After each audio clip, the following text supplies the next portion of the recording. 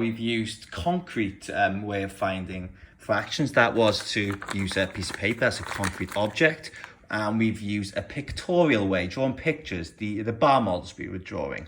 This time we're going to use an abstract method. Now, abstract is something you can't touch. Numbers are things you can't touch unless you make them something concrete. So here is abstract, it's just numbers. So I'm first going to add 3/5 plus 4/5. So I'm going to use a part-whole model to do it. Now, what I know about part-whole model is that it's parts that make up the whole. So if I've got 3/5, and I'm adding 4/5, these are the two parts. I got to decide what makes the whole. Now, what I know when I'm adding fractions is that the denominator never changes. So I can put that in straight away.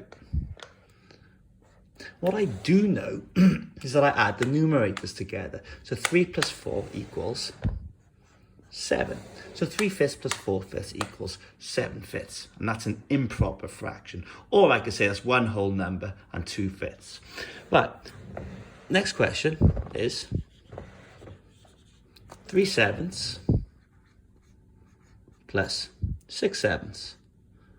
So again, I know my denominator is going to be 7 because there are 7 parts. Now imagine that chocolate bar, and imagine you've had 3 parts and 6 parts of it. So you've had 9 parts of it. So that was 9/7. Oh, again, I know that 7/7 is a whole number. So 9/7 would be 1 whole number, and then 2 that's left, 7s. So I want to use part-whole models to solve the questions on the next slides. Make sure you're turning your improper fractions into mixed numbers. So remember why that is now 1 and 2/7. So 7/7 is 1 is a whole.